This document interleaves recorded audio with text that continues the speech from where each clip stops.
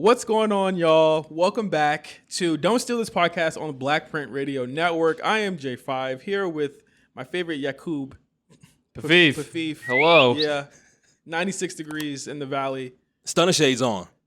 I was like, I gotta wear sunglasses I can keep on when we're recording because I'm not wearing enough otherwise to be wearing a good outfit. But you're prepared because it's 96, 97 degrees today. Of course, MC on the boards. Of course, once again, what's up, MC? Not too much. Another crazy traffic getting on the way here. No way. It always. But then again, it's Saturday. You know what I'm saying? It's a nice weekend out here in LA. It's getting hotter. Yeah. It's getting, for whichever reason, colder at night, which is confusing the shit out of me and my body. So. We're getting that real desert heat now. Yeah. I think that's really what it is. We're getting that desert heat, but it's another summer in the valley. Summer in the valley. Trey Songz's voice. Is that Summer in the Valley? Okay, it's a Summer in the Valley. Okay. Living without a care. We ain't going to a hell. What's the shit? Virginia Boy? The Trey Songz shit. Yeah. When we pop them things. I feel like that's authentic to your body. Yeah, I mean, we're just singing ass niggas. That's just really what it is when you're from Virginia. I'm tone deaf. I know you're from Ohio. Doing a lot of things. SmackDown was in Ohio yesterday. Yeah. Dayton. Got some interesting looking people in that crowd. There's some interesting looking people in the state. Yeah. I actually went to school pretty close to Dayton. Actually. Yeah. Dayton is where I saw There Will Be Blood.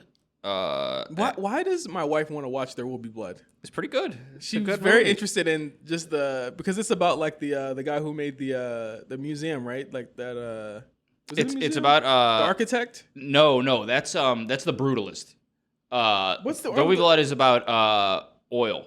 It's Daniel Day-Lewis and he plays like an oil guy. I think you're thinking of the Brutalist. She was probably thinking of the Brutalist because she sees everything now. Yeah, and Brutalist was an Oscar movie. I just realized that I've seen more movies with my wife this year than I've seen with you.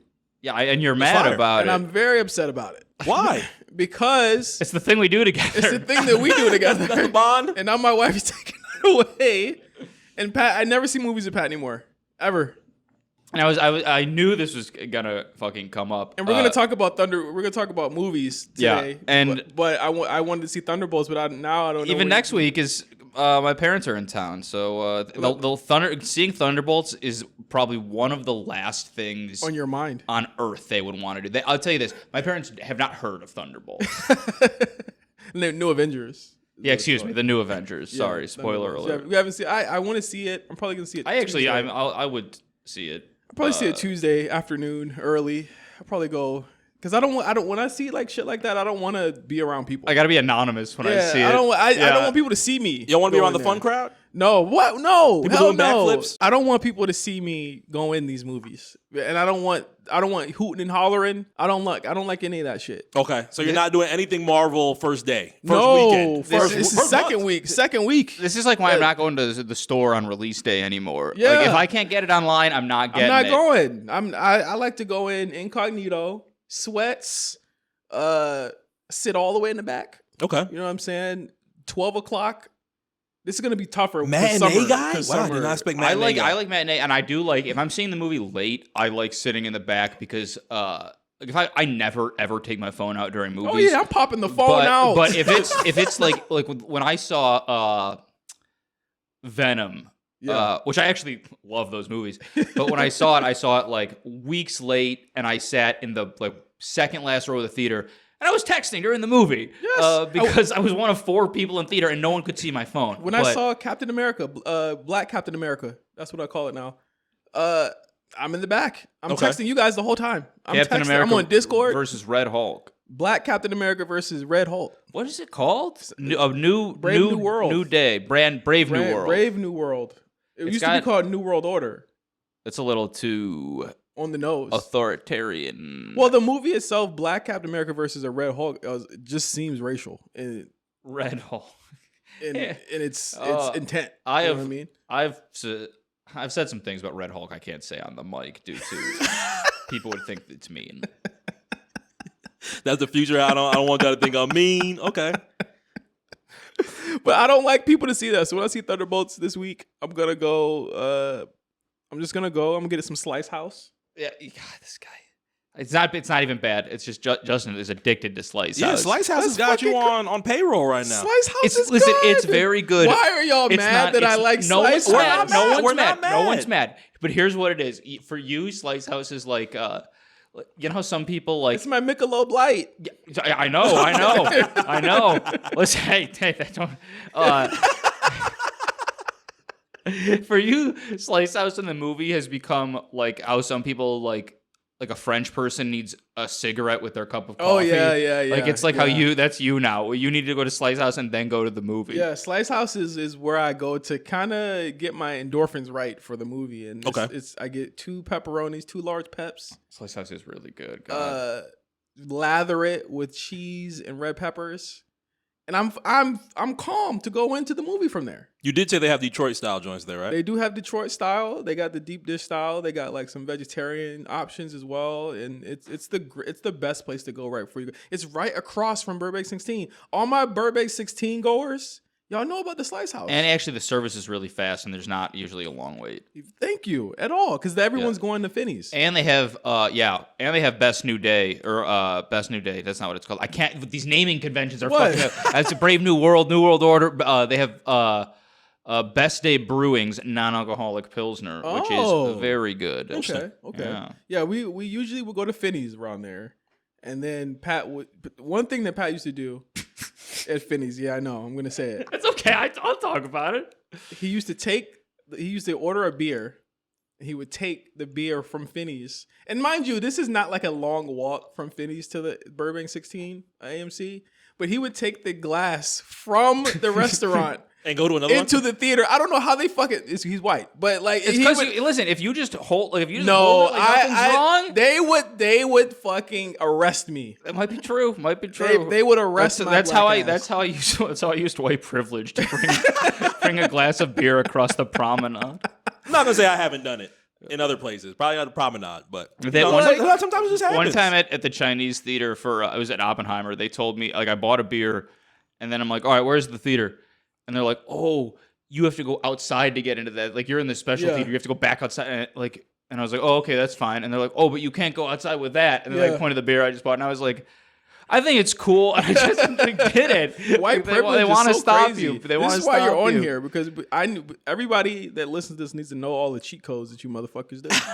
They only work so long. Well, it needs to be exposed to the people. But it's like, again, he takes the glass across, sits the glass in the drink holder at the movies, right?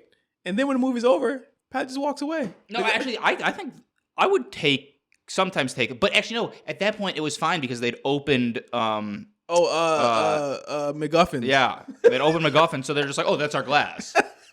There you go. Finney's didn't need it. But yeah, it's summer movie season. We're going to talk about summer movies in a little bit, and movie etiquette, because I have a lot of that.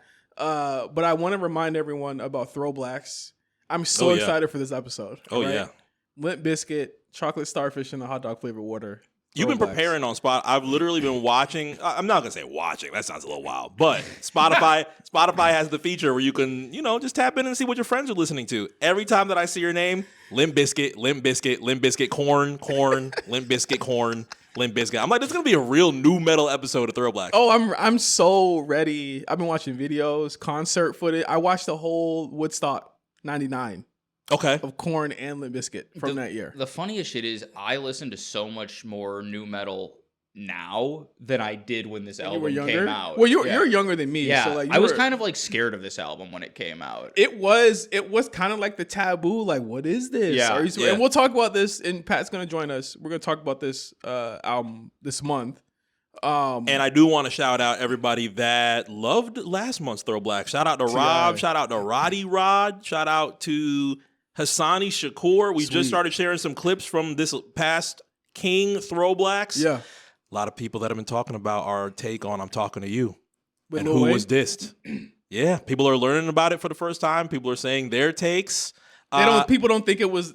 You remember King. T.I.'s King, right? It's one of the only rap albums that I will listen to the slow jams off of. I don't want to hear rappers doing There's no songs way you're about listening- sex, man. You're listening to Hello and No, I'm not listening to Hello. Hello's fire. That's another it's skipper. Fine. It's fine, but I'll skip it. But I like I like Good why, Life? I like Why You Wanna. Okay, yeah. And Don't You Wanna Be High? That's off King, right? Nah, Don't You Wanna Be High is damn. What was Is that the next on? one? I think that was on Urban That's, Legend. I think no. T.I. that's versus not- no, T.I.P. Urban Legend. T.I. versus On, T.I. Paper Trail, I versus think. T.I.P. Yeah. Yeah, it's Okay, T.I. okay, there we go. There we go. I'm a T.I. versus T.I.P. apologist too. No actually. way. Yeah. I ragged that album. I know. There's songs on T.I. There's versus some T.I.P. really good songs. on Yeah. that. Hurt.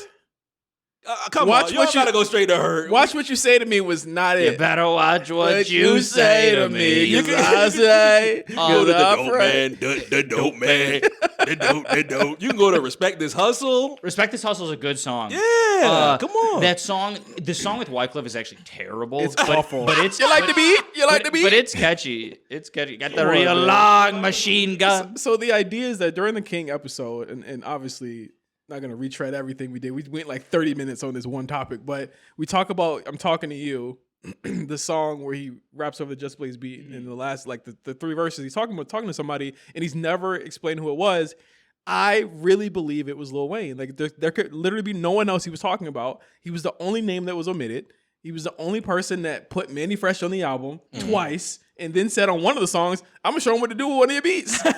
On the fucking I'm Talking to You, he says, "I'm the real President Carter," and of course people are thinking, "Oh, it's Jimmy Carter." What's the Jig is the real President Carter? Yeah, he's like Jay-Z said, "I'm the real." No, he says, "Jigga's my nigga, the real President Carter," and he makes sure to cut that and isolate that line out of everything. And people are like, "Oh yeah, Jimmy Carter." I'm like, no. No, it's Dwayne Carter. T.I. was also very, very like I mean, the King of the South thing was not like he thought he kind of had that. The right. Like Wayne kind of took his spot. Yeah, like, yes, we talk about that on the show. It's like Wayne. The thing is that T.I. was fighting against time because he was running out of time. Because Wayne was like on it. Wayne was right here. Yeah. When King came out, literally right here when King came out. Because Carter 2 was the biggest thing rolling, even up to when this album came out. So he says the real and King President came out Carter. after Carter 2, right? Or It came out after. yeah, It came out that March. Yeah. And Carter 2 came out in December. Rare December, Yeah. like tax write-off Of like season 05. album. Yeah. Yeah, like around the that That time. was tax also write-off. though like every album was coming in at 78 minutes long. Yeah. And, like it was like So he says that, and I'm like, it's got to be Lil Wayne. So people don't think it was Lil Wayne? No, actually, people are starting to realize, I didn't pick it up on it maybe 19 years ago, but now it's just like, I'm starting to see the vision. On top of that, we did not get a chance to talk. I'm so upset that we did not get a chance to talk. Another Hit Dog Holler diss record, Ludacris's War with God. War with God, yeah. One of the funniest. Oh, who is he dissing? Is he dissing Ross? Is he dissing T.I.? Is he dissing somebody else? Ludacris said, "I'm dissing myself." Ain't that a bitch? he was on his way out too at that point. He was. Like, He cut his hair. Yeah. He was done. He was finished. Yeah, there was pretty no much. way I respected Ludacris after he cut his hair. That's like that. I mean, let's talk about it. Let's talk about it, man. You weren't No Ludacris at post haircut. Listen, body looking like milk. Oh, no, let's not go to My Chick Bad. My Chick Bad, we can admit from It's the the record. haircut era. My Chick It's the Bad, haircut we can era. admit from the I record. blow her up balloons. Why can't we talk about one more drink? Wild song Come in on, 2025. man. If Yes. I get one more drink, I'm gonna end up fucking you and you too. It's crazy. Yeah, that is a crazy song. Insanity. He had a lot of Ludacris was horny. He was one of the horniest ever. He remixed an Austin Powers theme. Yes. That's Yeah, the he did. horniest thing you can do. Yeah, he did. Also, I mean, what's your fantasy? Extremely horny. Horn Anthem is actually Splash Waterfalls Splash- with the Whatever You Super- Want remix. Yeah, with Raphael super. Sadiq. That was the college club anthem right there. That The Raphael was- Sadiq oh, yeah. remix? I'm dating myself again. It's But classic. You know I'm unk. I woke up the other day and realized I was unk. Yeah, I was like, what was that about? I woke up literally the other day and realized I'm Just unk. woke up out of bed, just thought and said, I'm unk. That's it. Every chat that I'm in is kind of realizing it. Like, Yeah. it's like been a month of people like talking about being unk. I'm unk. Like I woke up and I was like, the first sign is it's funny Pat's here. The first sign was when me and Pat and our friend Wes were literally about to go to the movies. And we were like sitting around, we were wondering what we were gonna order at Finney's, and I was like, I think I'll get a burger. And then Pat was like, well, you can't get that. Like, he was like, you gotta watch yourself, you gotta watch where you eat. I was like, Pat, where'd that come from? He was like, I don't know. Just happens. Wes literally said like, like on King of the Hill. Like Pat was literally like, well, watch that. You can't get that. You're gonna be sick. You're not gonna feel well. And I'm like, where'd that come from? I was on my 5th beer, by the way, when I said that. But it's like you wake up sometimes, and it's like I'm not mad. Like I think a lot of people are afraid of getting old, or like they're afraid of the jokes, I guess, or the ridicule you'll get from turning old. But I'm like, Sure. I would much rather be older than what I was at 25 because I didn't have no money when I was 25. You know what I'm saying? Like I like you as much influence that I think that I had, or as much influence that I think that I was giving or sharing or whatever. I'm way better now than I was 10 years ago. Like just I'm smarter and I'm just a better person. Like I'm like I don't really care to be young anymore, but I would love to like be myself right now back in the day. That's fair. why I think like I want to be me now, But it doesn't work. I know it doesn't work. I know it doesn't work. And then you might suck. Exactly. Yeah, exactly. Like I'm cool with myself now going back then, but me younger, like I don't think I would like me back then. Like I think I'm like much better. Like I'm not afraid of being unk, but realizing it is like when I see my goddaughter and she's like amazed by me. You know what I'm saying? Yeah. It's like, oh fuck, I'm old. Like she thinks that like what she's seeing. She's not even like she's like 9 months. She's like what she's seeing is like, wow, this is an old human. Yeah, exactly. Like, what does he know? Mhm. Like what knowledge can he impart onto me? Whereas if I was 25, she wouldn't have given a shit. So I have so much fun looking at the late 20s and seeing those memes of SpongeBob getting dragged into the back and saying, "Oh shit, 30's on the way," and I'm just like, y'all have no idea how fun the 30s are compared. Not to say that the 20s are not fun, but the 30s, you appreciate things a lot more. 20s are just sleaze. They're sleazy. Yeah. But a lot of my 20s was spent like couch surfing and trying to survive. Yeah. Like I don't want to be in fight or flight anymore. Yeah. Like I mean, obviously, like I'm still like looking for like permanent job right there. I'm in fight or flight right now, but it's like going from that to just being settled for the past 5 years has been like it's been terrible. It's been awful. Or like going to the dime. That sounds hard. Yeah. Also, I want to be in the house. Yeah, I don't want to be really out. like. I was just complaining about something that I did. Well, I'm not going, but something starts at 8:30 tonight. That I was like, oh, I can't go to that. I can't do that. Like if I'm going to the movies, I literally stop looking after 7:30 at the time, which is like most of the movies are after 7:30. And then after the movie's out at 7:30, Pat's ready to dip. Oh yeah, I'm going He's home. like, he's out. You know what I mean? Like I've gotten a little bit better about it, I will say. I'm cool with it if it's in my house or if it's in a house. If it's in a house of somebody that I trust, I'm cool with it. But it's like, again, there's just so much more knowledge to impart. Like I was talking about this with my wife this morning. Like it's a lot of I feel like culture that people are missing out on from where we used to be. And listening to these old albums is actually probably terrible because I'll go back and be like, damn, like I appreciate like Playboy Carti, the homages to the South that he did. Like we were talking about King. And I'll be like, but he didn't do it right. Not all the way. It wasn't all the way right. It should have been like this. You know what I'm saying? Like I think there's a lot of culture that we're missing. Honestly, I feel like today is like cultureless in a way. We kind of got to the like end of the like nostalgia cycle, and it was like, oh fuck, we didn't make a lot of new stuff while we were doing the nostalgia thing. I think more than people think, a lot like in the 2020s, we're still cribbing from the 2000s and the 2010s. Like we're still cribbing from that sonically. And like we just did 90s nostalgia. Like, that didn't last too long. But our generation isn't going to be doing 90s. We're going to be sitting in like 2010 era, late 2000s for me. Yeah. Because that's really when fashion like popped up when it started. You know what I mean? And I feel like a lot of it is culturalist. So like when people see something that is enriched with culture, they don't know how to act, which leads me to today's first topic of the day.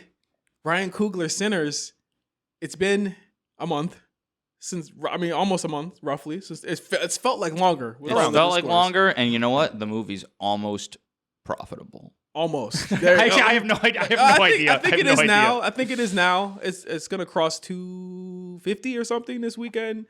I think there are two things that can be true, right? The first thing that can be true, before we get in too deep with this, and there's going to be spoilers here, but I feel like everybody and their mom has seen this fucking movie at this point. And Mark, I know you haven't seen it. I'm sorry. No, it's okay. More than likely, if you're watching this review, you have already watched it and are looking for the opinion of it. So we do need a spoiler alert, we're going to be talking directly about the movie. Sorry. Spoiler alert, and maybe Trigger warning. Trigger warning? Yeah, there we go. The two things can be true, right? One thing can be, and I want to start this off right now because I think this is why my eyebrow kind of went up because I saw it first weekend. I think you saw it first weekend too, right? I saw it the second week. Yeah, I saw it first weekend. How was the theater? I'm about to say it. I'm gonna be real. It wasn't packed.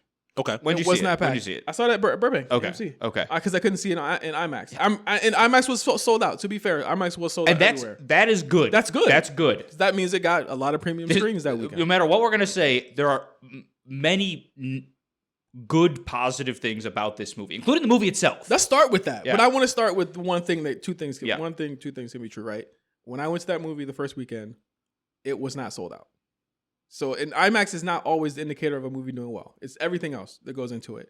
It was lightly sold out when I saw it. And this was the Saturday after it came out.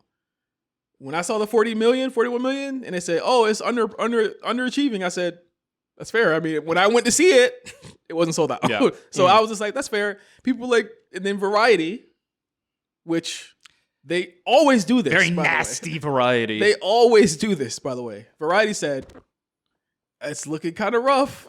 Mm-hmm. This first weekend's not looking great." And I said, "Yeah, that's fair." I did not expect to see so many people saying, "Oh my God, Variety, you motherfuckers, you're racist. Why don't you do this for Captain America?" They did. They absolutely did this for Captain America. I mean, they reported they didn't say any. There was no commentary attached to the tweet. I think Captain America actually came in under their projections for that weekend. Captain America didn't do well. I think just in general, it didn't do well at all. But I was like, they did the same thing with Captain America. I was like, I didn't see anything out of the ordinary. They didn't say this fucking black fucking flop of a beast movie. Yeah, they didn't say any of that shit. Yeah. Like it was just saying it's gonna be rough. And I think that I think a lot of people took it as shade because Ryan Coogler will own this movie in 20 years, right? That's the deal. Yeah. That's interesting. Who again, Ryan Coogler goes on an interview with another white lady that they got mad at when she didn't even do anything wrong. Yeah. He literally said like, this isn't an uncommon thing these days. And honestly, it's getting over-reported. Exactly. He literally said that. He was just like, honestly, there's more people than me that have gotten this done. Like, I don't know why it's a big deal that I'm doing it. Because it's like, I feel like, and I say this because like we're so clinging to a new type of culture that like whenever we see something like that, we're confusing it for it.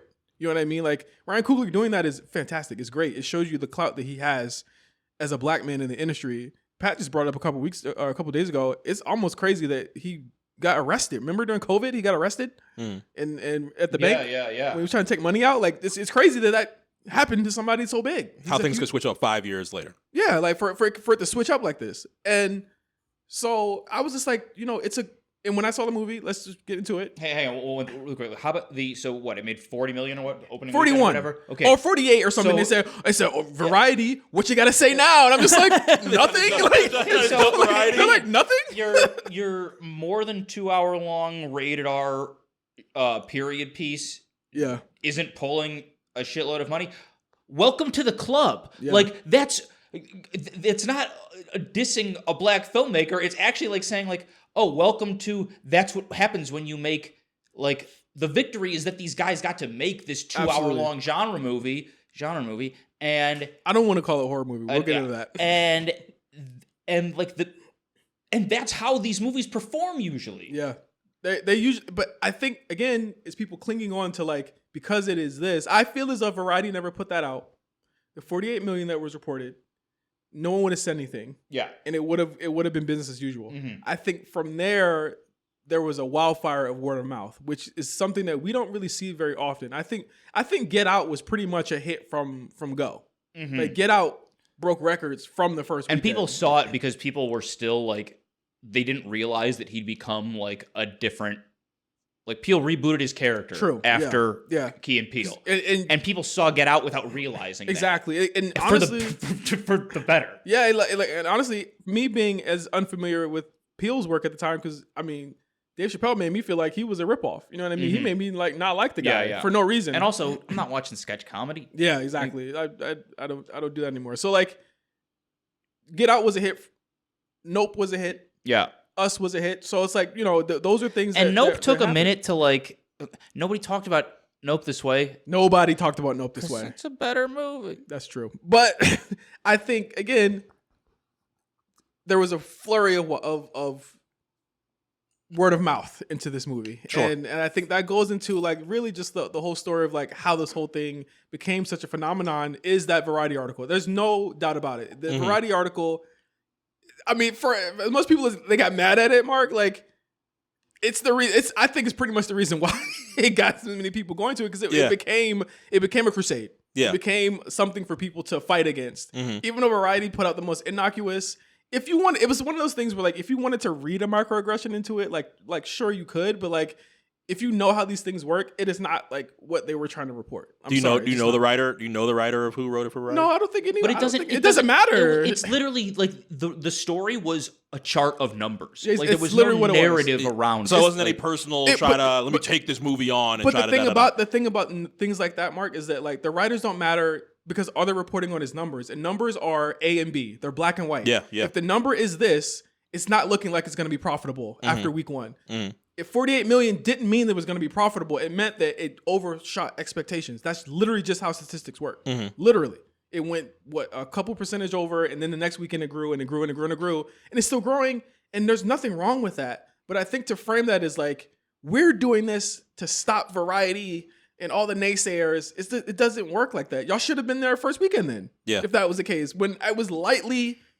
My wife was saying, like, it was lightly populated there. Like, there was not a lot of people in that bitch. The only one that was truly, truly sold out was the IMAX. The Universal IMAX. Yeah, Universal IMAX was legitimately sold out. Is IMAX still sold out? I know they said LA is sold out in IMAX for like 2 weeks straight. The regular one you can get into now. I don't know about the Universal one, but I got regular IMAX. I was able to get into regular IMAX. You don't need to see it in any of the IMAXs. It doesn't look that good.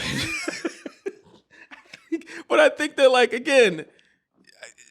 That doesn't speak to the story of what it is. This is a movie that like, and you know that's beyond that shit, right? This movie has affected a lot of people in a lot of ways. Also, and a lot of people love it. Variety, you consider Variety your enemy now. Once again, welcome to the club. Yeah. Like this isn't like were they ever on your side? Yeah, they do good reporting occasionally. Sure, so does the New York Crimes. Yeah, but New York Crimes, very MAGA coded, But like they think about like during the like the strikes or whatever, like Variety and every other like Deadline, whoever, they just like it is good for them if there's blood in the water. Yeah. That's how you gave them page views. Yeah. That's how trade reporting works. I was like, Variety, I got anything to say about that now? I literally saw it the other week. Like, what you got to say now? And this is like nothing. They'll probably tweet about the box office again. Like, well, they'll do numbers-based reporting, which again, as I said earlier, is black and white, A or B. It either did good or it did bad, and it's at 200 million now, which is fantastic for a movie like this. Like, I don't personally understand, but and like you're saying, sometimes two things can be true, and sometimes they can't, because is this guy an underdog who's getting screwed by the system, or is he like one of the most seminal filmmakers of his generation? Which one is it? And that was the conversation, was that like Warner Brothers is sending Variety out to do a hit piece because they're mad he's getting a movie back. And I'm like, do you think that Warner Brothers, with all of the bad press that they continue to get, give a fuck about something where he's going to get this movie when all the people that are in charge there now are dead? Yeah. Like that does not matter. Damn it, we can't make $100 million right now because this guy gets to make some Blu-rays in 25 years. It does not fucking matter. They don't care. It's insane. They gave it to Nolan, who was the homie that put Coogler on to the IMAX shit, put him on to Warner Brothers. Again, I mean, if Disney wanted to do it because there's a relationship with Disney, he could have got the same deal with Disney. So these theories have been all around Twitter on why and so on and so forth. We talked about positivities. Is there any positivity in so much internet protection of things that people love, whether it's film, music, gaming? I think there's a huge caveat with that, Mark. I think that it is black created and black owned. Yeah. I think to our benefit sometimes, and also to our detriment, because we do defend bullshit sometimes. But I think to this movie's benefit, it landed a positive result. Like, Sinners is doing great. Yeah. And it actually is a good movie. Yeah. It has problems. It is a good movie. It's a good movie. Let's just be clear. It has problems, but ultimately I've stood on the fact that it is a good movie. It is not an instant classic. It is not an instant classic. It's a good movie. Well, here's the thing. We like what we're saying now doesn't matter. You know what I'm saying? Because ultimately, in the lexicon of popular media and culture, as I said before, it is an instant classic. Yeah. You know, the conversation could change in a couple years and people will get away from it close enough. But the lack of culture that we have and the lack of things like this make it easier for people to claim it that because we don't have like and what do we have things quickly. We crown it quickly because Jordan Peele is missing. He hasn't had anything in years. We haven't had a new whatever, and it's really only Peele and Coogler who are able to do these two things. So again, Coogler doesn't make movies very often. So if this had been the second, third Coogler movie, this is his first original movie ever, and this is his second movie in just 4 years, where it's like, oh, if he would have did something in between, we could have said like, oh, it's good, but it's not as good as that one. You know what I'm saying? Like, because that real quick, that kind of brings me to like the protection around the guy or like the desire to do so or whatever online. It's like, okay, so before Sinners, he's made Wakanda Forever, first Black Panther, Creed, and Fruitvale Station. Yep. I haven't seen Fruitvale Station. I'm stupid. Let's say it's the best movie that came out that year. Yeah. It wasn't. Let's say it was. So then we've got Fruitvale Station. Great movie. I think it was fantastic. Okay. So let's say that's a great movie. He's got one great movie. So then we've got Creed. Really good movie. My favorite movie of his. Okay. Personally. Yeah. Which one? One, two, or three? Did he do He all only three? did one. He He only did one? Yeah, Oh, he okay. only did one. 2 is like kind of. 3 is way better than 2. 3 is way better than 3 2. So depending on your opinion of Creed, another pretty good movie. Yeah. Good, great, whatever. 4 and a half. Yeah. So then Black Panther, good movie. Then Wakanda Forever, nearly unwatchable movie. I hated that. So we've got generously great, I get what you're saying. Good, terrible. I get what you're saying. But it's what you just said. But again, it's in absence of these things. How many times does Spike Lee come out a year? How many? And honestly, he's not that good anymore. Sometimes. Yeah, like we'll see with this next movie. Yeah. But it's like with the absence of all these things, we used to have all these things in the 90s. We used to have all these things in the 2000s and the 2010s. We'd have a good. We don't have a lot of that. So I feel like to our benefit, we are protecting Black people. We're protecting what a commodity asset that we have. Yeah. Of the last of right now, what we have. Like Ryan Coogler is that. Jordan Peele is that. Even though I feel like niggas turned on him too after Nope, which I feel like is bullshit because Nope is fucking fantastic. But that leads us into like what Sinners is. And so right now, the court of public opinion is that it's a classic. I'm not fighting that. Because you can't. Ultimately, it is a phenomenon. It is it's the thing of the first quarter. Because what was supposed to be the other thing is people were waiting for Marvel to come back. Yeah. So Captain America didn't hit in February. I think if Captain America hits in February, February release, it was a woofer. Yeah. But if it hits, I think Sinners may be a little softer. Sure. Because we got Black Captain America and the movie was good. Shit. Yeah. We're back. Yeah. Sinners that becomes to a little bit right here. You know what I'm saying? It's a little bit right here. There's less of a need for it. So Exactly. So we get into Sinners. I think it's a really good movie. All right. I was solid on coming out of it. I was like, I don't know 3.5, and I don't know if it's 4. And this is before all of my friends had seen this before. Pat saw it. It's before Josh had seen it. It's before a lot of people seen it. I've talked to everybody about this movie at this point.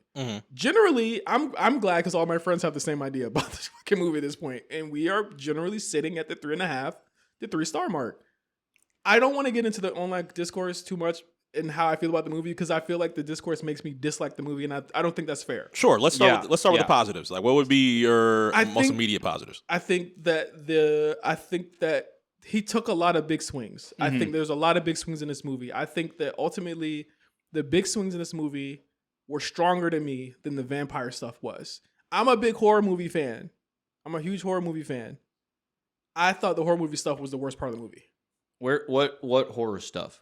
I know. The vampire stuff, like the vampire stuff, like it felt like it was more like a thriller than really a horror movie. Because even the gore and stuff like I love that type of shit. But I understand that like Ryan Coogler knows how to make movies for everybody now. Because his first huge movie was Creed. It was a movie for everybody, but it had Black struggles in it, and I think that's what people I'm kind of you got to mix the negative into it, because I think a large part of the movie's reception and a large part of the conversation is that people are misunderstanding the actual parts of it and the messages that he's putting in this movie. So it's like I just said, like I thought that a lot of what he did in terms of big swings were the things that he did with like the relationships that Black people have with Asian people. The idea of the Irish vampires and what they were doing and how their culture came in, and the fact that this movie is literally all marginalized groups with different ways of living, all being outcasted and all looking for community. That's what I took from the movie. And that's one of your positives. I love that story. It's not even so positive. We're not talking positive negative. We're just talking about just in general. Like that's one of my biggest things that I like that Coogler did about the movie. And it's something that a lot of movies try to do and ends up being like kind of an all lives matter type of thing. Like, and that's not what this was at all. That's not what this was. It was, yo, we used to be together. We used to be together as minorities. And when something tried to break into that, this is how we stood together. Yeah. But it was also, they were also being attacked by minorities. People think that Irish people are just white people. Irish are among the most persecuted people. But what I've learned from this is that people think Irish people are just white people. And they are a type of white people. They're a type of white people, but they're not the white people that like. But I mean, we're going against, right? Like it is like I mean, worst history lesson in the world here. But like, Ireland is like when you hear about like Irish bombings in the 90s and you're like, oh, I don't really know what that was about, is because like Ireland has been occupied by Britain for fucking ever. Like Irish, like there's like an actual Irish language. They didn't speak English in Ireland for a long time. Like it was Gaelic, right? Yeah. Celtic, Gaelic, like I don't know what all the terms are. Like, you know, my name would be spelled like Padraig. In Irish or whatever. And like, you know, it is and has been for a long time essentially like an occupied country by England. Like there are still like, and they talk about he hints at it in the movie, and those parts, and again, it's about the assimilation of cultures. Mm-hmm. It happened to us through slavery. It happened to Irish people through slavery. It happened to Asian people, and not in the same capacity. But we're talking about people who were persecuted, essentially. And I thought that was the beauty of the movie, and that's what I think that was different from the regular vampire story. Yeah. My problem is in the execution of a lot of those things throughout the movie. If you're going to use vampires to do that, you still need to kind of have like the rules of a vampire story, which this had none of. It was kind of like, I mean, there's a part where like Haley Stanfield's character, she's like another big thing. Have you heard of the shit where it was like, oh, her and one of Michael B. Jordan's twins that, you know, they're together. I think his name's it's Stack. Yeah. Her and Stack, he chose her and they had to live life in the darkness forever because they're interracial. See, Ryan Coogler don't like interracial. And I'm like, that's not the fucking message of the movie at all. First off, that would still be like a pro-interracial message that like their love was forced into the darkness, but also like it's dumb. Like it's just a dumb. Like he just wanted to do this like vampire couple thing. The wrong people. I'll say this, Pat. The wrong people got a hold of it week 2. That's why I like low key wish that the Variety article didn't come out. Yeah, because it allowed the wrong people to go see this movie to attach to this and get their takes off. People think that like the movie's like don't let white people in. It's always bad. And I was just like, bro, they had a mixed white person in there the whole time. Haley Stanfield's character was a mixed person. Yeah, and she was a part of their community. So that was further proof that he was saying that that's not the whole point of the movie. That was part of the vampire stuff that people just didn't understand because my big issue is that a lot of the ideas in Sinners are so layered and there's so many of them. Like I walked out of the movie saying this was a lot. It was a lot. He needed either less or the first season of a show to do all this the stuff. Movie is just too heavy or too crowded? Too crowded. Okay. It was too crowded. It's too many ideas. It's too crowded to be heavy. Like there's not really, I would say, like, you know, you see people posting about like the emotional heft of the movie and it's like, it has none. Like, we don't know anything about any of these characters. And if we do, it's not paid off in any conceivable way. There's a plot point where Smoke and Stack, those are the twins, Michael B. Jordan. They say, oh, we work for Al Capone and we took his money. So there's this lingering dread throughout the whole movie of these people coming back to get them. There's Haley Stanfield's character saying, you don't think they're not going to come back and get you? There's a lot of people saying, you don't think they're going to come back for their money. And at the end, I'm thinking, they are going to come back for their money. Yeah, you get vampires versus a Chicago mob. Yeah, this is gonna be cool. You get that. You don't get that. You get him busting a Tommy gun at the KKK, which I feel like is just like, I thought that scene was just like, it's just so easy to just kill the KKK in the movie. I'm like, we've seen it. Like, it's not new at this point. Like, I know it's been done mostly by, like, you know, Ben Affleck and Quentin Tarantino before, but like, it's still not new. Like, and Red Dead, classic moment in Red Dead. Yeah, I was in Red Dead Redemption 2 as well, but it's like, sure, but that was a for them moment. That was a for the audience moment. That was like, we got to give something to them. You know what I mean? And again, I get it in that sense, but that's just a part of the example of like things that weren't paid off in the movie. It was sort of feels like maybe he wanted to make another one, or maybe he didn't think he was ever going to be able to do this again, and that's why he put all these ideas in there. And the first hour, I walked away from that. The more I walked away from the movie, saying I like the first hour better than the second, because I was like, I would have really just loved the movie of just these two cousins coming back and the mob eventually coming in, and that being like a story, like it sort of like a Coen Brothers type thing. The vampire thing almost like it's like a background. To like people are dying in town, we don't know why, type of thing. And I mean, the vampire shit is kind of like a background shit. It's literally 45 minutes of this whole movie. The first act of the movie is just like, if Michael B. Jordan weren't so charming, it would be a boring movie. Absolutely. They're just dicking around for the first movie. The first hour of the movie. They're just literally just dicking around. But you enjoy the characters. Like, Delroy Lindo's character is amazing in the movie. He's my favorite person. He's great. In but the again, whole movie. it needs an actor of that caliber to do that, because there's not that much going on. Exactly. And then when it finally pulls off into the siege in the bar, it's over like that. And there's no horror in it. There's no stalking. There's none of that stuff. It's a lot of it is like, I don't know, but again, I feel like this is a movie for people who don't go see movies like this often. Sure. And that's fine too, but I feel like I needed more from that, and it just ended up falling flat in the last half. So it's like, again, we walk away from it, and it's just like, the more I thought about it, there's people I've seen sing this movie 3 times, 4 times in a row, and I'm just like, what are you getting from it? You gotta go see some other movies, man. Like, but it's like the and I've been using this a lot lately. It's like the tweet of like somebody dude who sees Boss Baby one time and literally nothing else, getting a lot of Boss Baby vibes from this. It's literally that tweet. It's literally, that is Sinners in a nutshell. It's a lot of people who, for whatever reason, probably haven't gone to movies a lot in the last couple of years. Like, but it's like, there's also people that we know, Pat, that have seen movies all the time. And they fucking love this movie too. Like, I'm gonna say, like, I'll go on a limb and say that I don't get it. It's the same thing. Like, I don't get it. I feel like Michael B. Jordan's serviceable, but I feel like there were so many people in the movie that were better than him. Yeah, and he's doing good, but they're like, it's a fun role. It's an ensemble cast. It's a fun role in ensemble cast. It's not like he's not moving mountains with this performance. And like, they're not asking him to. No, like, and let's be clear. I didn't want him to. I am merely basing my opinion off of what everyone else is saying about this movie and rebutting it. This is the bottom line. Is this is a pretty good movie that, when you talk about it, when you and I talk about it, it sounds like we don't like it. Yeah. Because of how much everyone else likes it. Yeah, and because of how like sensitive people are about it. And it's like, I know we might get hate about it. I'm sure. 3.5 is a good score. It's a good score. It's not 5. I don't think it's 5. And I think the more you get away from it, the more questions you ask about the movie, like you'll realize that do I think, and he hasn't said anything about this, but it's like, do I think Ryan Coogler thinks this is his best work? I bet you he doesn't. Yeah. I bet you he doesn't. But people treating it like it is, like, I think Creed had a better emotional heft than this movie did. And then it paid it off at the end. Like, so did the first, I would say so did the first Black Panther. And then, like, there's that scene that everyone's talking about. The fucking, so stupid. The singing scene where I looked at my wife and was like, that was corny.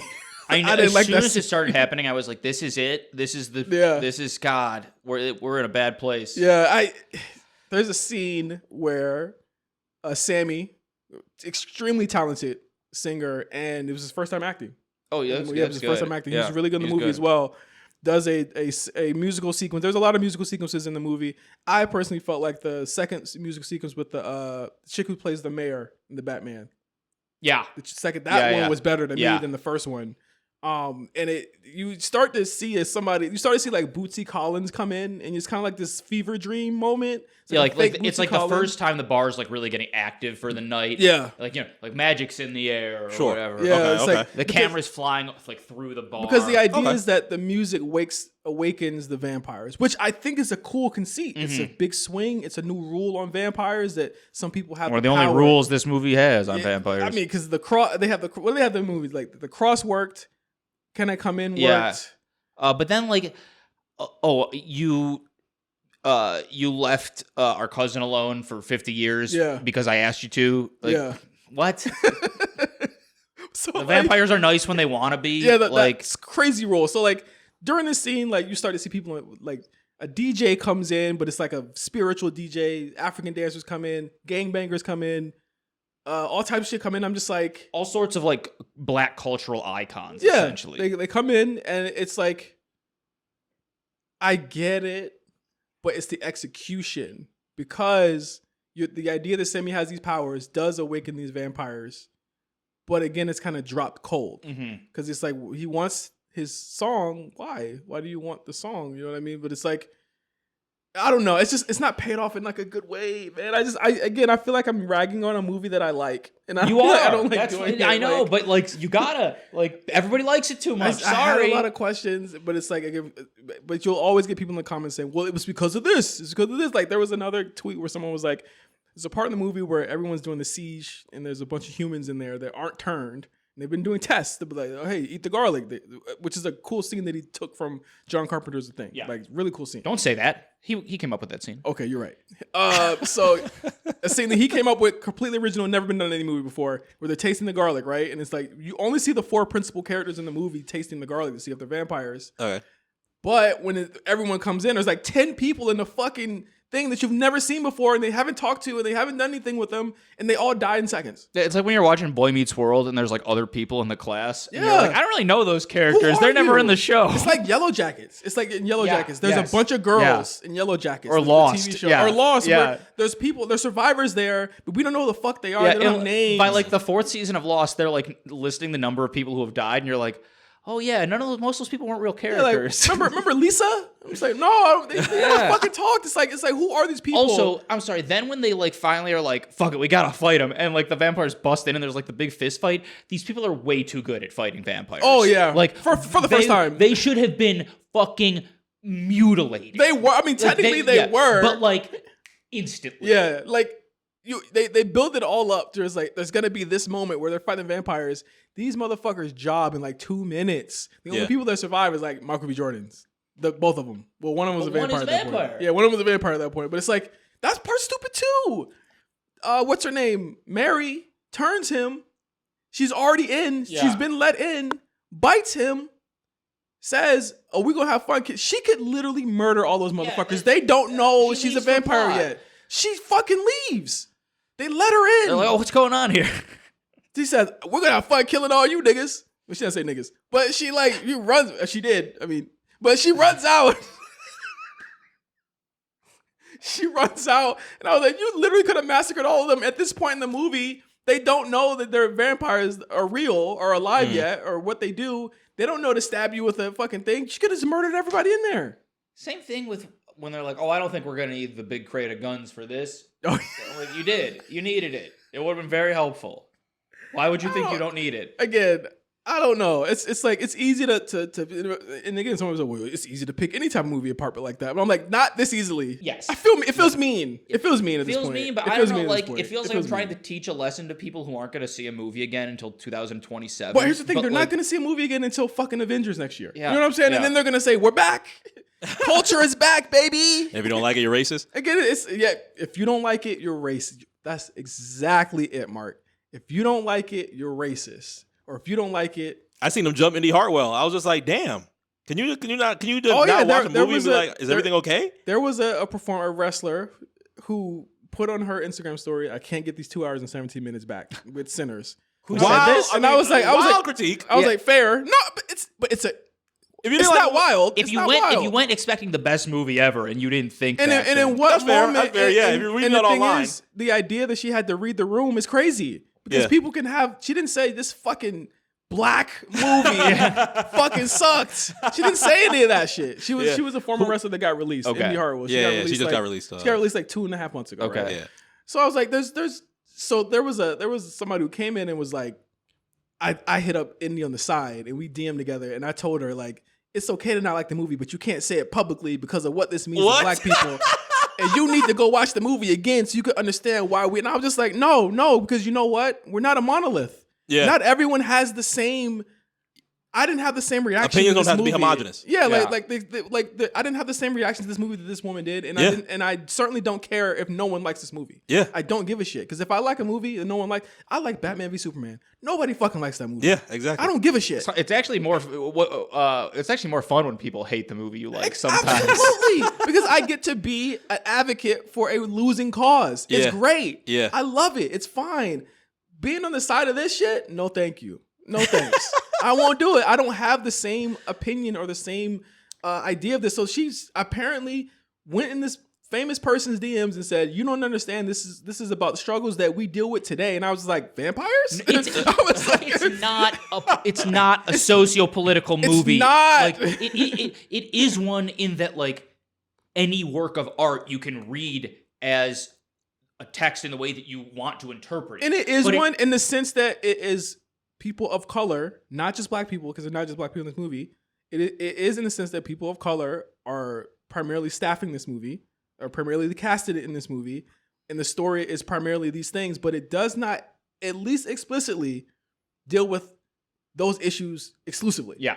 Because of the vampires part. Yeah. Like, if it had no vampires, it would not be about any of these things exclusively. Yeah. Because the vampires ruin that whole thing. Yes, the KKK is in it. Yes, all those things are in it. But there's also more than just black people in this And movie. you brought this up when we were texting a couple weeks ago, probably at this point. But like another thing that is either completely original or taken from the setup of the thing is when the Native Americans show up at the my God. the house, and they're like, "Hey, we think there's a vampire in there. What's Yeah. going on?" And they're like, "We're racist. Go away." They're like, "Okay," and then they do, and it's kind of like the same setup as The dog, and and the thing, the Swedish guys, and the thing. This movie is very similar to the thing. Yeah. Very similar. That isn't bad. The thing was made 50 years ago. It is a 5-star movie. Other movies are allowed to be similar to it. Yeah. But like, Is it bad to be influenced today? Is it bad to be influenced? To even say that and be like, well, why can't he have an original thought? No, I don't think that's not what we're saying, though. yeah, I think it's I'm more, just saying in general, not necessarily of this movie. I think if there was an interview and somebody were to ask Ryan Coogler that and be like, oh, I love that I movie think he so would much. love that. Yeah. Yeah. I think he was not asked that. You know why, Mark? Because people don't watch movies and people don't absorb that culture. So they'll take that as I offense. think- It was the first thing I thought of when I saw that. That should tell you a lot that was the first thing I thought of. Yeah. When I saw that scene. Yeah. Was the thing. Well, I have like the type of like, and especially because I've liked movies for as long as I have, but I have the type of brain where it's like, oh, like even if I see Sinners and then I find out later that it was taken from something else or influenced by something else, then I'm gonna go see that thing. Yeah. Yeah.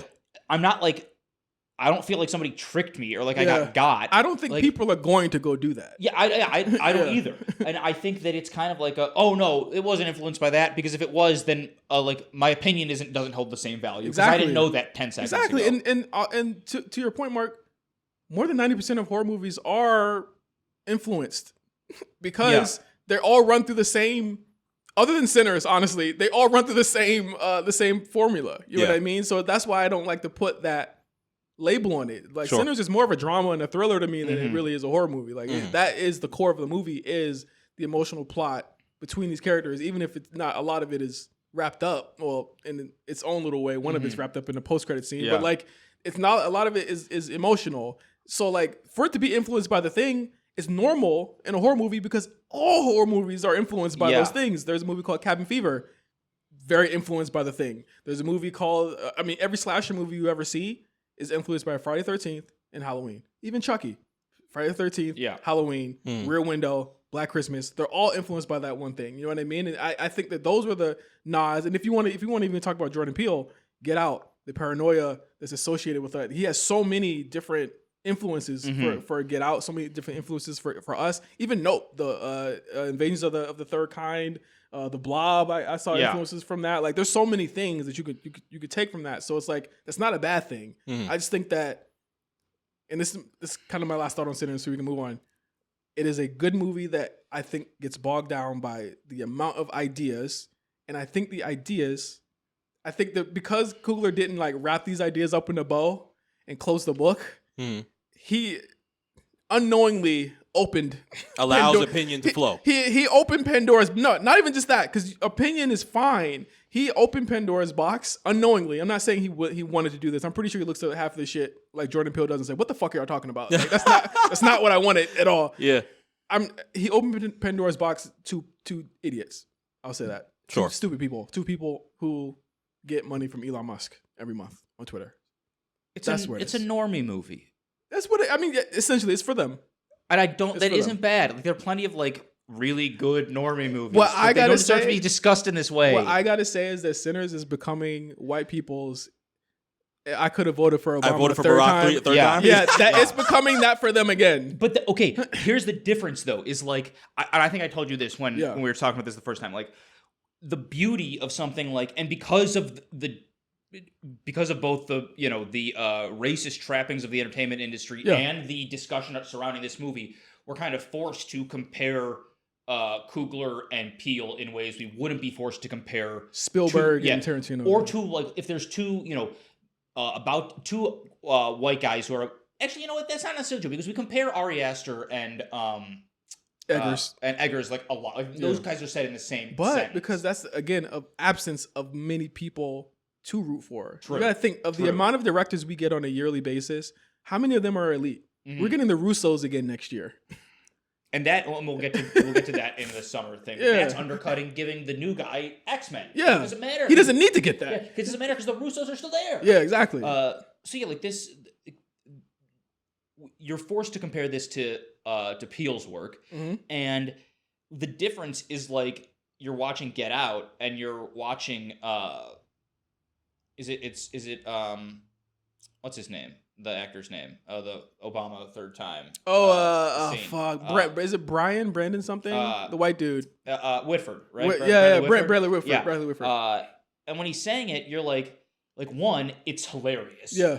The movie, like, but then the movie almost like, especially from like the like quote unquote white liberal, like it elicits that same response where it's like, but I would have. Yeah. And it's like, and like it's funny because like that's like it's just so much more like for the same kind of crowd. It's so much better and more cutting and more. Oh, you're saying that Sinners doesn't make fun of them? No, well, I'm saying that like Get Out manages to make fun of them and kind of like prove them right at the same time. Yeah, almost not in the brain stealing thing, but in the like. Oh, they would have done it, and like a lot of the people saying that do mean it like earnestly. Or because there's a dual play in Get Out of the white liberal that we knew at the time. Because again, like I don't think he knew the culture and the world that he would have been putting that movie into at the time. This is literally right after Trump, like literally. Yeah, and for that to have happened, this movie had to come out at the time that it happened. It was the perfect time for it because it served as a medicine for a while. And in a lot of ways, I feel like that's what Sinners is doing. It's I just don't want it to become like I'm sorry we voted for Trump. Here's a movie that you guys will all like. And we'll all like too. Because that's what it's feeling like to me. Because that's what Get Out was. Because it was a lot of people who secretly voted for that motherfucker who were like sitting right next to us, saying they love the movie, even though they secretly. And I feel like that's the same thing happening here. It's like, sorry we did that, but like y'all got this now, right? Y'all good? I'm just like, no, like we should really aspire for more and better messaging than what this movie has to offer. Because it's not really attempting to be that in the same way that I feel like Get Out wasn't. It just so happened to be about something that Jordan Peele came from out of his mind. And I feel like, again, it's why Jordan Peele is my favorite director. It's because he cuts through a lot of that bullshit, but he pays off those things in movie and outside of the movie. Like, a lot of stuff in Get Out, why I think it's so perfect, and we had this conversation too, it's like, I go between Nope and Get Out being his best movie every single month. Not a diss to Us, but same. Yeah, not just to Us. Us is cool. It's a cool third. Like, it's a good movie too, but I go back and forth with it where Nope, it does talk about the same types of mishandling and people taking from people and not understanding and not grasping what it really is. And it's kind of the same way that Sinners does, but doesn't really stick the landing of doing. I mean, I would say in in the first 10 minutes of the movie, the stuff that Nope does with black cowboy culture. Yes. And like how that has translated into, you know, cowboy culture really comes from Hollywood more than it comes from being a cowboy. Yeah. And a lot of that comes from black cowboys and like how the Compton cowboy thing tied into the movie. Right. And that, just that small aspect of that movie does so much more for that conversation at large than this entire movie, Sinners. Sinners, yeah, for sure. But they're trying to grab something out of that where it's not there. Yeah. And I think, again, Jordan solves the issue on screen, and off screen makes you ask those questions. Yeah. Whereas, because Nope is also a movie that arguably has quote unquote too much going on. It does. Yeah. It has a lot of ideas. Yeah. But they kind of make you ask questions that are interesting instead of being questions that are like, didn't he have that gun 5 seconds ago? Yeah. or they got to live their life in the darkness because he likes snow bunnies. What? That's not what he's saying. She's also mixed in the movie. Yeah. Like, what are you talking about? And I'm sorry, the post-credit stuff it was out of a different movie. Like, 100%. Like, he's still got the Marvel brain going on. Like, and that, like, man, I could keep doing this. We go all day, but I like the movie. You can see my letterbox review. Make sure you put your hands up first. I like it, especially Pat. He's white. He's definitely got to say like. Put your hand up. I like the movie. I like the movie. But I want to do a quick summer movie preview before we get out of here today, talking about a lot of the movies that are coming out over the summer, and me and Pat are going to give our rundown. And I want to do kind of like a tomato prediction. Okay. Land. Tomato prediction. Or I feel let's spice it up. Let's see that's good. On that's the tomato, good. Yeah. on the tomato. Because I would have never thought Sinners got like a 95, 96. Would have never thought that in a million years. The movie was a little better than the trailer made it seem it would be, and we did not think the trailer was very good. We saw the trailer and was like, this is gonna probably be either awful or really good. We didn't have it was no in between. We didn't know. Medium. It ended up being medium. Yeah, it ended up being just that. I would have thought people would have lapped up the fucking. I would have thought people would have shit on Thunderbolts, and they ended up doing really well. I've been wrong all year, so let's see if I can continue being wrong with these movies. Mark, do you have a? And I want to start from like next week. From this comes out the week of the 11th. I want to start from like next week. I think we have that all lined up for you. Okay. Per the Rolling Stone posted today. We want to say thank you to David Fear. Yeah. Get ready for a packed calendar of blockbusters, big name comedies, and more in his list of the 36 most anticipated new movies of summer 2025. How can there be 36? Let's do it. Is this in date order? Yes, it is. Perfect. Oh wow. This okay, perfect. Great. Shout out David. Thank you, David. I want to do a lot. Well, if there's something glaring, I'm going to point it out. Because okay. I thought he's not. He didn't put Final Destination up there, did he? Spoiler alert, Final Destination is on the list. Okay, cool. All right, keep going. Okay, so let's start off with what's coming out next week. Yes. Very big blockbuster hit I know you're going to love. Yeah. With Jenna Ortega and Abel Tesfaye. Hurry Up Tomorrow. Oh, no. Oh. It's going to be terrible. I haven't even seen the trailer. I don't want to. I don't want it in my life. I don't want it in my life. I subjected myself to The Idol. We talked about The Idol on our HBO episode a month ago. I subjected myself to The Idol. I do not think he got better at acting in 2 years. I'm going to go ahead. 2 years? Yes. I'm going to go ahead and say this movie is going to get a 41% tomato score, and I think I think this movie is going to be awful. The trailer is terrible. Okay. And I don't know why Jenna Ortega, for someone who is as talented as she is, keeps picking these roles. She needs a better agent. Yeah. I'll go 52. 52? Yeah. I'll say 41.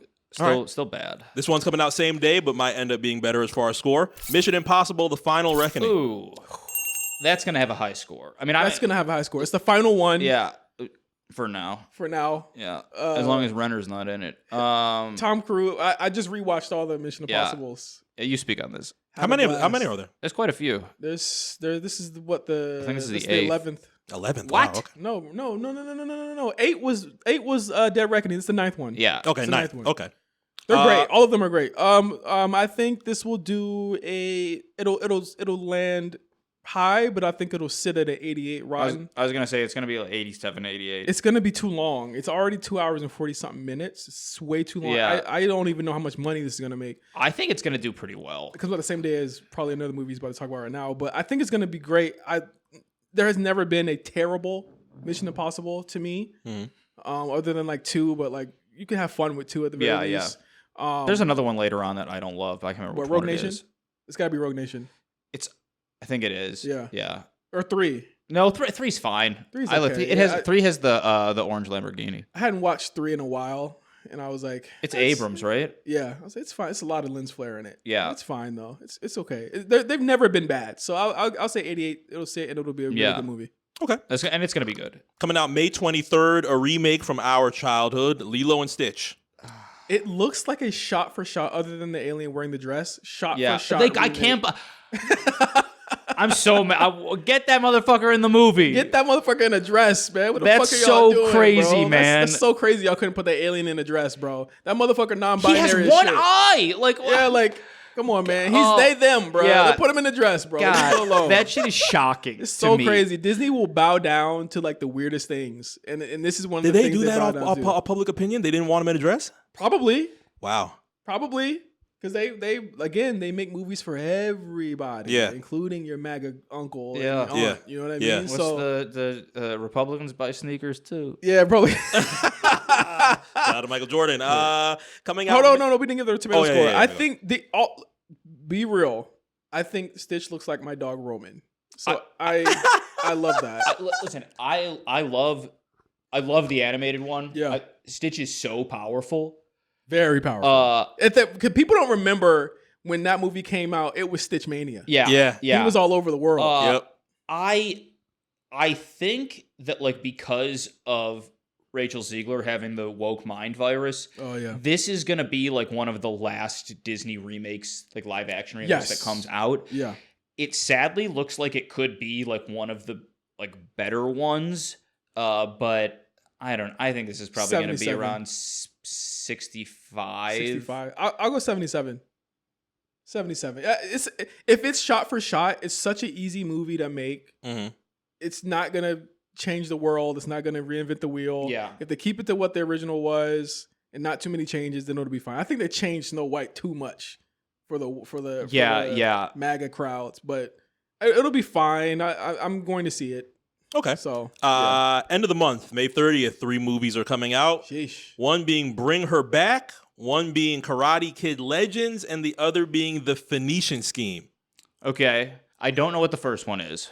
Bring Her Back is the guys who did the movie with the hand. Talk to Me. Talk to Me. Oh, okay. Oh, I saw the trailer That's for her that. shit. Yeah. I saw a couple of early screenings, reactions. Yeah. And people said it was like that. Okay. They said it was dope. Okay. I like Talk to Me. I didn't like love Talk it, to but it Me was a lot. good. It was good. I gave it like a 3, I think.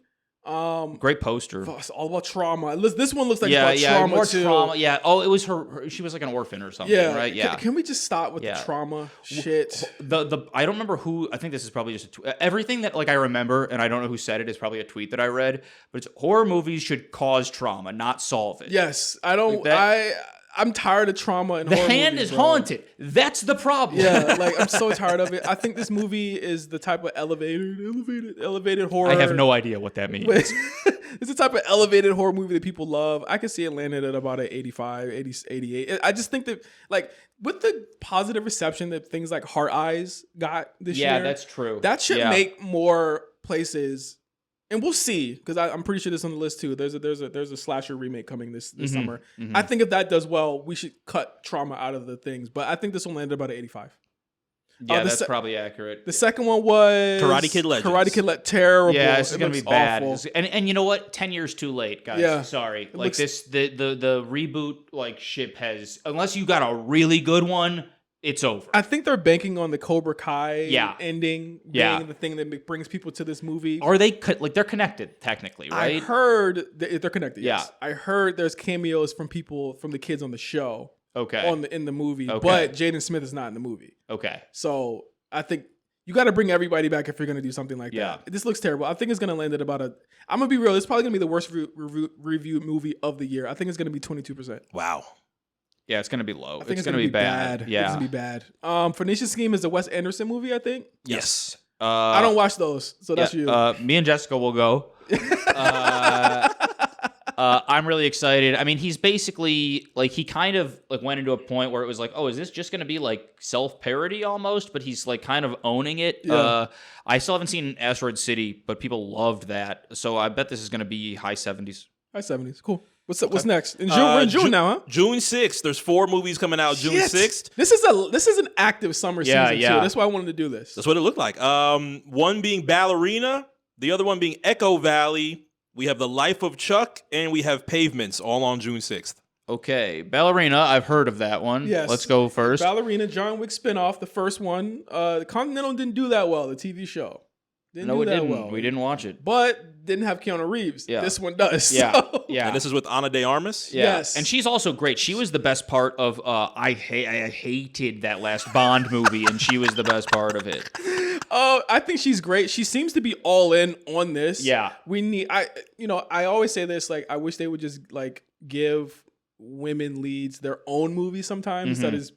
But then again, we saw movies like G47 with Viola Davis and all these other. So I'm like, you know what? I'm cool with this because it doesn't seem like I know what to do. And this, like, the best part about John Wick is that it has always felt like an adaptation of a comic book that doesn't exist. Yes. So this could work. And it's its own. And the thing that I think will work with Ballerina, we have built this world sufficiently over the past decade, so it won't be a question of putting her in it and having her be a part of it. Yeah. The trailer looks bananas. Yeah. It looks great. Yeah. You heard that it isn't good though, didn't you? I did not hear that. I thought somebody I know saw test screenings, but I could be imagining. I would hope they would change it because that's a stellar record of these movies for the past 10 years. I think it will be good, but I think people might be wearing thin of the whole thing. I think it does need to take a break. We're only like a year and a half removed from 4. I'm going to go 80, 81. I don't think it'll be as good as 4. I think I'm going to like it, but I think it's going to be low 70s. Wow, okay. Yeah. Okay.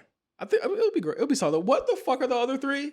Echo Valley. Yeah, don't know Echo Who's Valley. in that? Who's in? Let me look it up. I'll look it up. Let's say you're a mom like Kate Garrett, Julianne Moore, raising horses on a Pennsylvania farm. You are already mourning the loss of a partner. Then your daughter Claire, Sydney Sweeney, comes home one night covered in someone else's blood. You can't lose another person close to you. This is a movie? What do you tell the cops? How will you make sure the apple of your eye is safe? Can you protect her from both investigators and the scuzzy criminal who may have gotten your ex-addict kid mixed up? Some Apple TV I think shit. this looks it's probably going to be terrible, but I'll watch this. I'll probably watch it too. I really like both of these actors. Tomato score 60. Yeah. 60. Yeah. What's the next this one? is on Apple TV Plus. The Life of Chuck on Is June that a TV 6th. show? Wasn't that a TV show? No, that's Chuck. Oh. Oh, Chuck. I forgot about Chuck. The Life of Chuck. Hold on. I actually fuck with Chuck a lot. Let me pull this up. What the? It's this dancing shit. I saw this at Burbank. It has Tom Hiddleston in it. Oh yeah, there's no way to tell with something like this. This is I a don't movie know. made for no one. Yeah, no, I'm not gonna pass. Yeah. Okay. Next one is Pavements. Pavements. Oh, is it the movie about Pavement, the band? Alex Ross Perry's unique look at the groundbreaking 1990s indie rock band has already opened in selection. I bet this. I bet this is actually going to be good. I bet this gets a mid 80s. Okay. From the amount of white people on the poster, 90. 90. beloved band. So 90, that automatically, like, people love band docs. All right, June 13th is much lighter. Only 2 movies: How to Train Your Dragon and Materialists. One of them is a rom-com and one of them is a live action. It's a live action of How to Train Your Dragon. Yes, okay. it's a live action. So when I started with Gerard Butler, my man. When I started seeing the posters for How to Train Your Dragon, I was like, all right, which one is this? Yeah. Like, aren't they on like 5 or 6 now? I'm gonna be real. I ain't never seen one. I haven't either. But I would probably see this one. Who's in it other than Butler?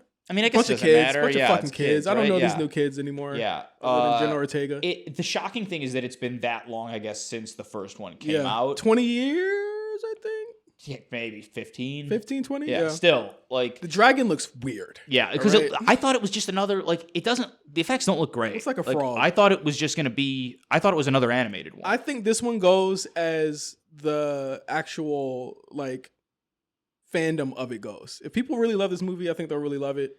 Yeah, and But I think can't people, call it. I think people do really like this series. But yeah. like, I know less about this than I do about like Minecraft. And I don't know anything about Minecraft. I don't know. I really don't know anything about it. I'm going to take a wild stab and say that people will like it, not love it.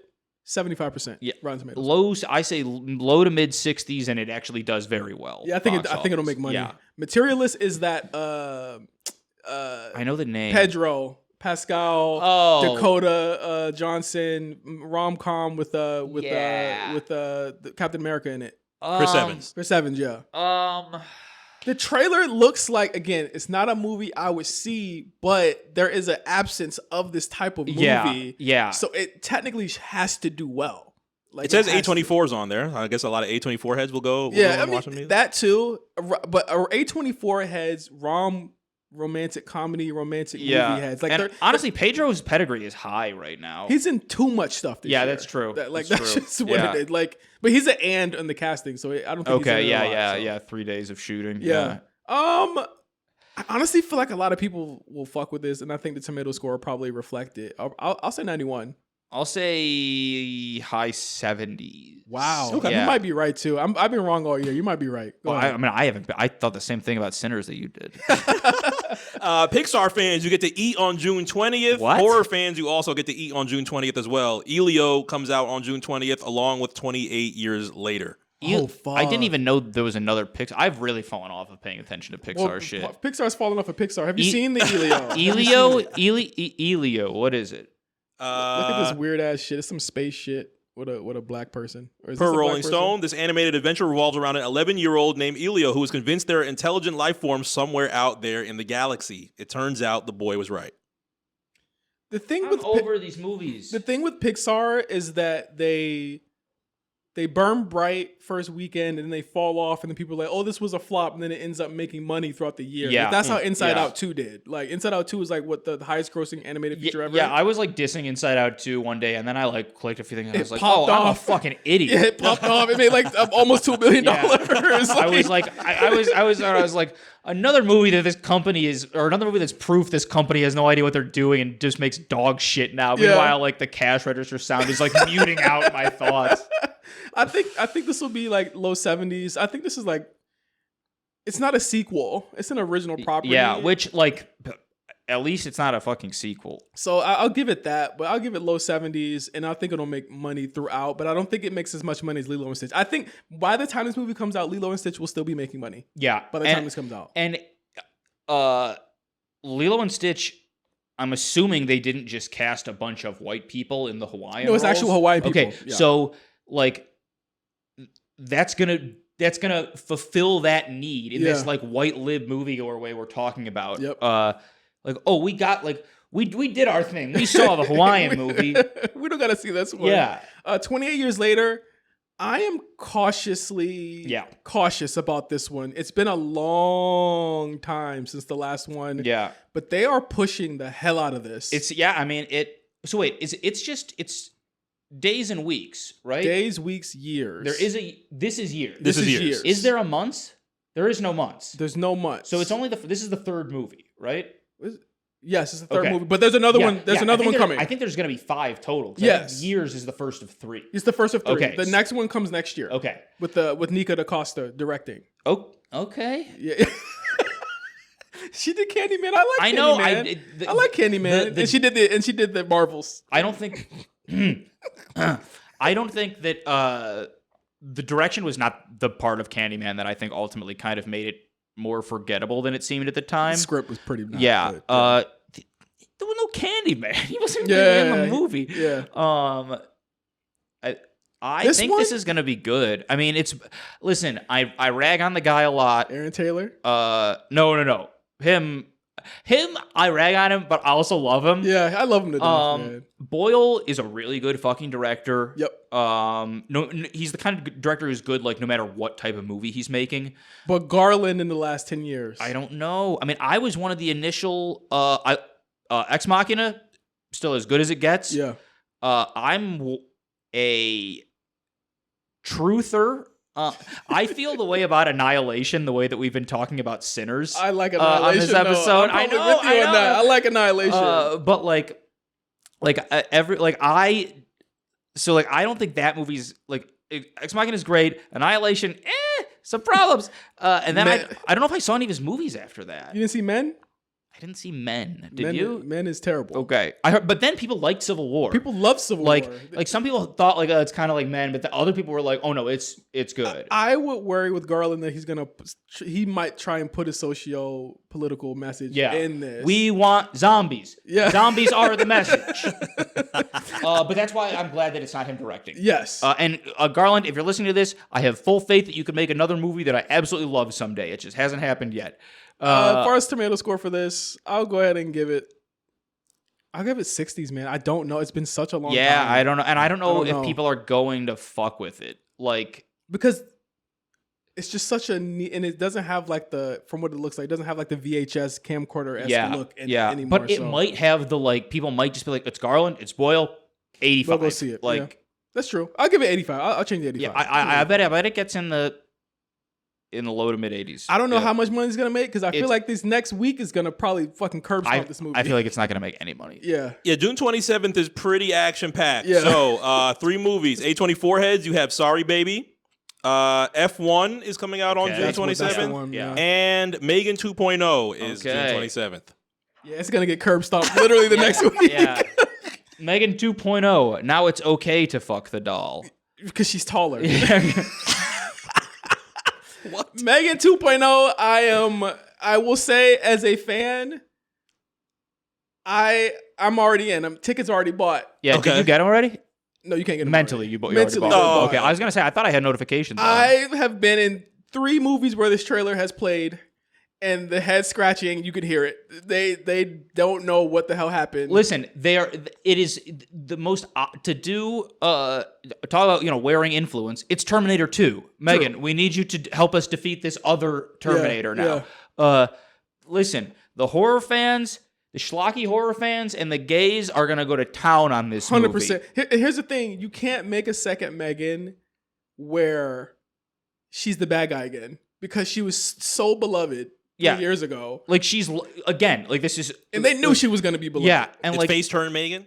It's. Have you seen the trailer? Oh, you haven't seen the trailer. You haven't seen the trailer. Watch the trailer. She's literally like she's Chucky now. Yeah, and she's like a horror icon. Yeah, I would say like fastest horror icon.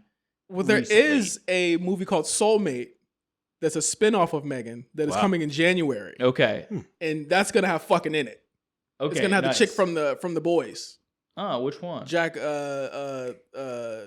Quaid's girlfriend. The Middle Eastern girl. Yeah. I think is not the doll, but she's in it. Okay. So that's gonna be cool. Okay. I think Megan's gonna. I don't think it's gonna be the runaway shocker that it was. Yeah. In 2022. But I think it will be crowd pleasing to the people it was made for. 75. Yeah. Okay, I'll go 75. Yeah, I'd say it could. F1 just seems like it's award show bait. Built for, and it seems like it's actually good. It seems like it's good. Great cast, Brad Pitt. Yeah. Damson Idris in it. It's getting a big push.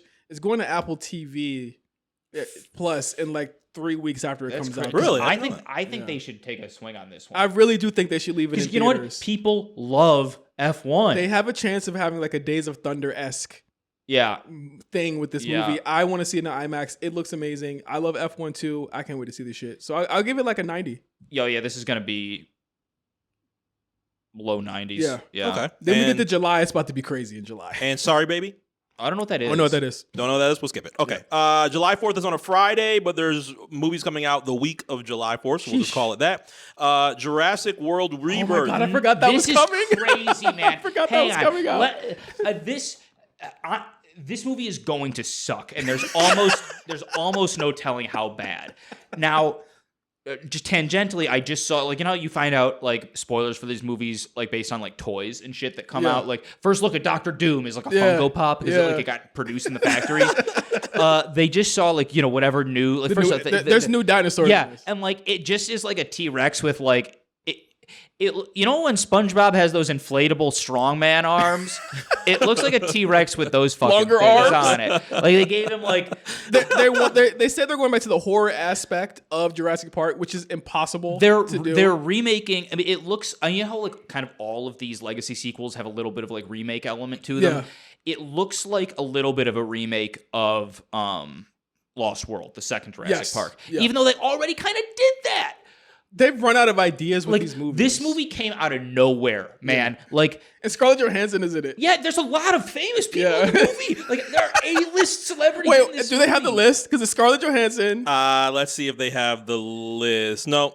It just says Scarlett Johansson leads the operation designed to track down the few remaining dinosaurs. They're burying the lead. Yeah, because like- there are a lot of really famous people in this fucking movie. It says things unsurprisingly run amok. Mahershala Ali, Rupert Friend, and Wicked's Jonathan Bailey provide some Yeah. Homo sapien support. Insane. This no one wanted or even thought they would make another one of these movies so fast. It's baffling to me. Like I can't believe it's coming out. Well, accompanying it on July 2nd is The Old Guard 2, and on July 4th we have 40 Acres. Okay, the Old Guard 2. I don't know I don't know what Old Guard 2 or 40 Acres are, but I'm going to take a guess at what both of them are. And then we'll see how close they are. Go ahead. The Old Guard 2, I want to say, is the sequel to like a Netflix movie that probably has like a B- level lead actor. Yo, Pat's good. Charlize That was all on the top. That was all on the top of the dome. Okay. That was on the top of the dome. That's crazy. And 40 Acres, I want to say, is I want to say it's a black comedy. There we go. Hell yeah, The Old Guard. Absolutely. I want to say it's a black comedy, like a black culture comedy, not like a dark comedy. I want to say it's a black comedy that like feels many years too late. Like it's like the title is a joke on reparations somehow, but it's actually something dumb. So per Rolling Stone, the mighty Danielle Deadweiler leads a community of post-apocalyptic survivors who've managed to turn a patch of farmland into a sanctuary. Wow, I was off on this one. The kind that you have to vigilantly defend from various other parties trying to make do in a brave new scorched earth world. So this one's odd because it was actually in a film festival last year. So I guess it got picked up and now it's finally coming out. Okay. So it's actually really old. Okay. Well, not really old, but it actually has scores and everything. People have seen it. All right. I don't know. Yeah. Okay. I don't know. Old Guard's going to get like a 1%. Yeah, that's going to go into the list of movies that are like The Old Guard and The Old Guard 2. So many of them on Netflix. It's a grim list. It's sad. This next week is a big one. July 11th is going to be by itself. Yep. I'm assuming Yes. for reasons. Superman. Yes, it's by itself. You're accurate in your prediction. Jurassic Park gets a week to itself because that's the only time it's going to be making any money. And I don't think it's. I mean, I love dinosaurs as much as I love dinosaurs way more than the next So you're thinking guy. it's a possibility that F1 takes these 2 weekends? Yeah, I don't think they're planning. I mean, they promoted this Jurassic Park movie. Like, think about the promo the Superman's new trilogy got of Jurassic Park movies in over the last decade. Yeah, it was an onslaught. It was like the McDonald's toy level of thing. I'm like shocked this movie's coming out, and I still forget all the time. It drops in like happening. a month, a month and a half. Yeah, you're right. Superman. This is a bit do or die. It is. It's a bit do or die. I personally want it to succeed. I think Gunn is one of the greats. Yeah. I think it's probably going to hit around low to mid 80s on Rotten, and I think it's going to rule of thumb on super movies that they rarely ever pop the first time around. Rarely. Black Panther is an exception. Yeah, but this I think for a lot of people, this is the first time it feels like the DC movies have a chance to be good. But there's a chance that culture argument comes up again. Because keep in mind, Pat, people have had over 15 years with one Superman. Yeah. And they've only had one. This is a new Superman, so they're going to be comparing it to that style of Superman endlessly. I think throughout this whole thing. I think Gunn's style is enough to get him over. Okay. Like I mean he made Rocket and Groot famous. Like a fucking tree. It looks and good. It looks incredible. He to me has not missed with this DC stuff. I think this is do or die. I don't think he's ever missed. True. Like I mean Guardians 2 is great, kind of ass. But I think that's the fact that he made 2 incredible Guardians movies. Yeah. in that malaise. I mean, they should have given Avengers, but yeah. Oh, can you imagine how much better Avengers like would the be, yeah. state of filmmaking overall could be? And actually, Whedon, obviously gross guy. That first Avengers movie, I think, is fan-fucking-tastic. It's great. If they'd given Gunn what they gave to the Russos, yeah, we're having a different conversation. Yeah, we'd be living in just a different world. We're having a way different conversation. I think Superman's going to be good. The trailers look good. I think people complaining have just been, I don't know. I think that's the same people who complain about women being in Star Wars. True. And that Bella Ramsey was cast in Last of Us. I think this is going to hit. Truthfully, I think it's going to hit. I think it's going to be great. I think women are going to like this. I think Rachel Brosnahan is going to get a lot of female eyes on the movie. I'll go 85. I think 85 is safe, but man, I'm still see now I have Marvel brain because I'm like, man, I'm waiting. I need to see Pattinson in this movie. I need to see him. I need to see him. I think it's an 85 with the caveat that I think the fans will like this more than critics do. Yes. So that will probably lift it. Yeah. Let's shoot the next week. Next week is also another one that's by itself, I think. Yep. We got 5 movies left for the month of July. On the 18th, they're doubling up. I Know What You Did Last Summer is on the 18th, along with Eddington. Yes. Oh, wow. Superman gets 2 weeks by itself. Yeah. I think I Know What You Did This Summer missed the boat on... I think it looks good. This was the slasher reinvention that I was talking about that I feel like if this hits... They need to stop with the trauma shit. Yes, totally. If this hits. I think this has a narrow path to success. Because Scream already exists. And I think that to get new eyes on this franchise, it's going to be hard. It's going to be hard. Because I Know What You Did Last Summer was already... B tier. Yes. It was already very niche in itself, but it made money I then. I know. But Scream made a lot of money back then. Scream was a phenomenon, and look at what it is now versus like that B tier that I Know What You Did is in. Yeah. It doesn't exist anymore. Yeah. Because it was like that, Valentine, shit like that. I honestly think it'll do well. I think 70s to me is a success for the distributor. I think a 70s is a success that will allow them to keep making these movies. Yeah. I want it to be good. I can't wait for it to come out. I'm going to be seeing it. What was that next one? Eddington. I don't know what that is. What is it? Yeah. Is it like some British shit? I think it's Joaquin Phoenix and Pedro Pascal. The year is 2020. He's in too much The town is shit. Eddington, New Mexico. The battle between it's Ari Aster. It's Ari Aster. Yeah. Oh, this could be incredible. Yeah. Like it's a COVID-19 movie. Is it? Yeah. It's about COVID-19. Okay. Wow. There is somebody I want to make a COVID-19 movie. Yeah. It's Aster. It's him. I still have to see that movie Eric doesn't like. Bro Was Afraid. Yeah. Yeah. It's kind of like Civil War, where I know people who loved it. I know people who really did not think it was their cup of tea. But I will go see it because I feel like Aster didn't. I just don't believe the guy made a bad movie. He hasn't missed yet to me. And Joaquin doesn't make bad movies either. So I don't is it 3 hours long? Is this and the weird? movie he didn't want to? This is the movie he did when he didn't want to be the gay dude. And no, that's a different. Okay, that's a different. I think this will be great. I think it will probably not get a lot of.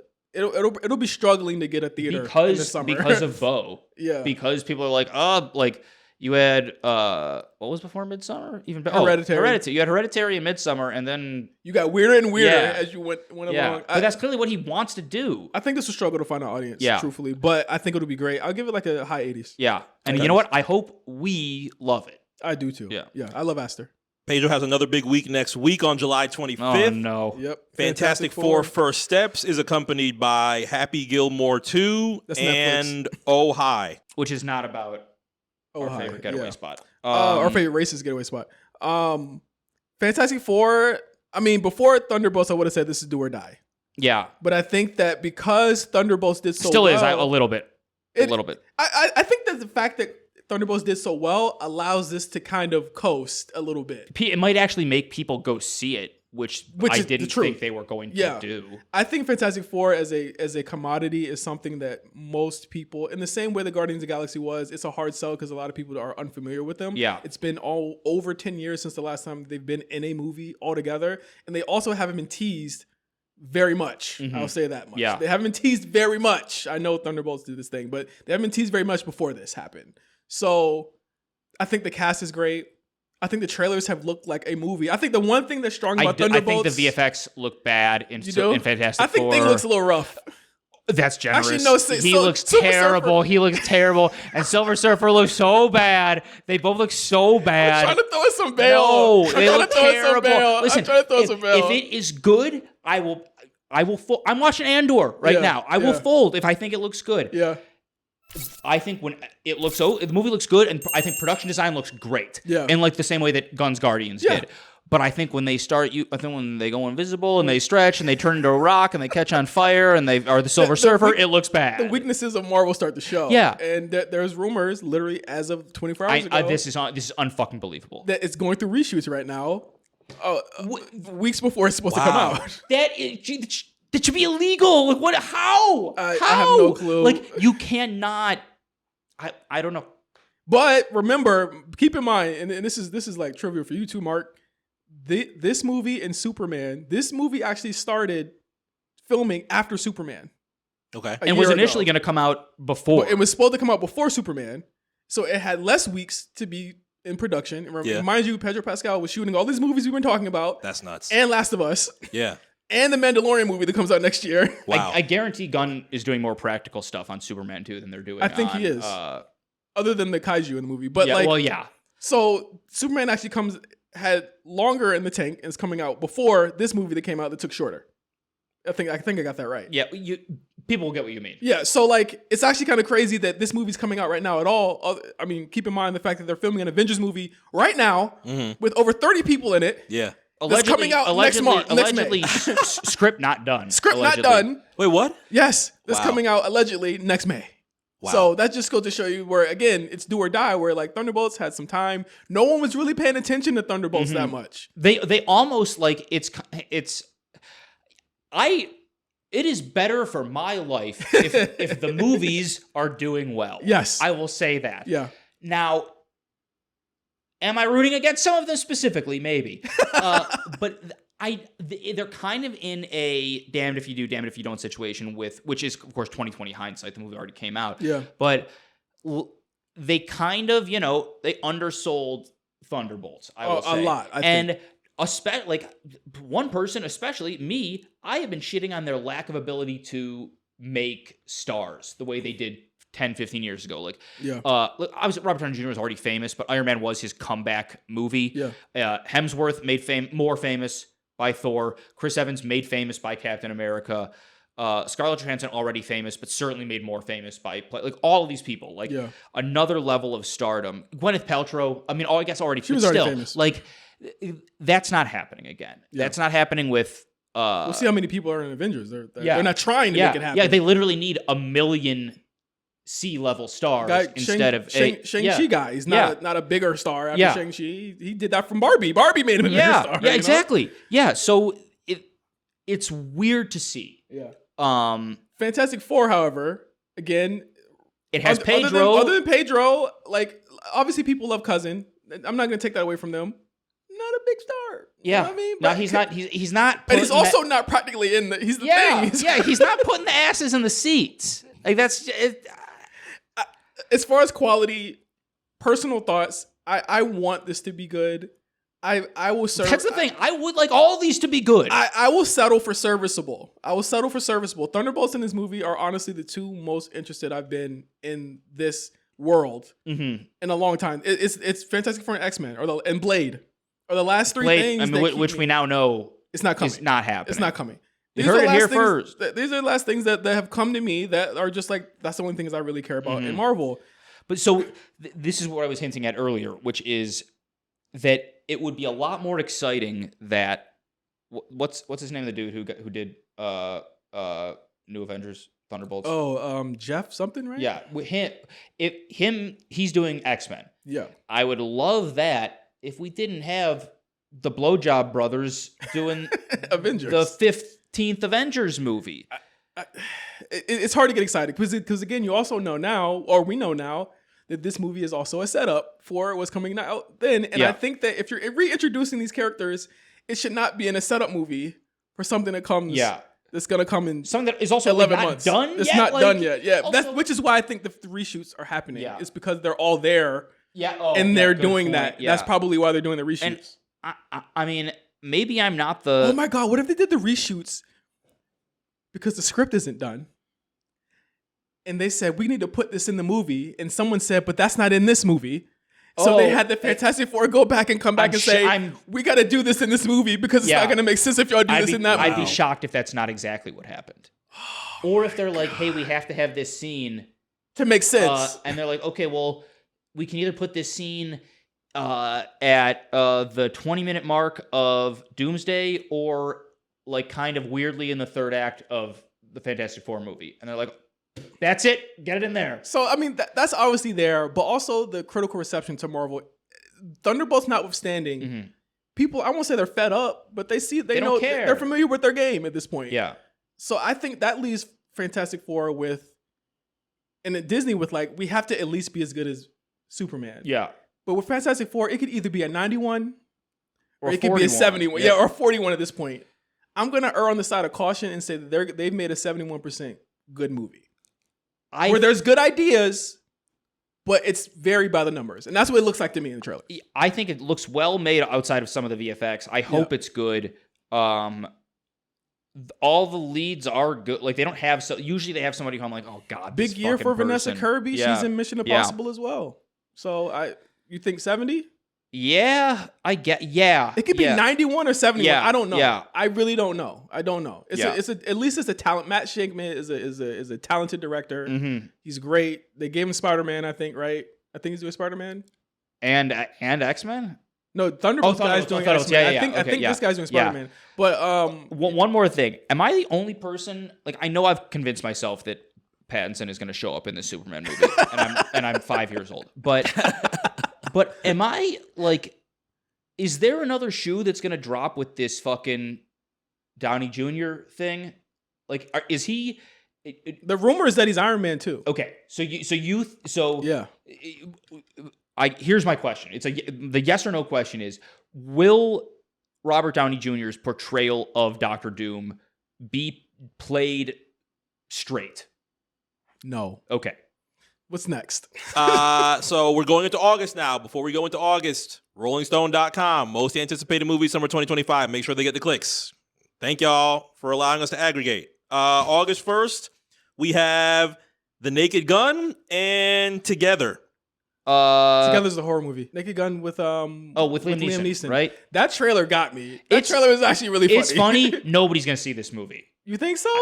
Oh, it's like Lonely Island guys. They never have anybody. If it's good, they might. We need a Sinners type of word of mouth for Naked Gun. I think what's the craziest thing to me is that like they went with like Liam Neeson for this role. Like they weren't like we need somebody young to do this. Like that might be the gag. Yeah, it's true. That might be the gag. Yeah. I think the trailer looks good. I don't 60%. But shit like Novocaine shocked me this year. Yeah. Novocaine hit 80, so I'm gonna go 80. I still gotta see it. Novocaine's great. I'm gonna go 80 with. I'm gonna go 80. You said Novocaine was great. It was great. Okay, I really liked it. I gotta see it. It was good. And other Letterboxd Mark liked it, right? Yeah, it was good. Yeah. Yo, it's Novocaine. Yeah. He's not fucking dead.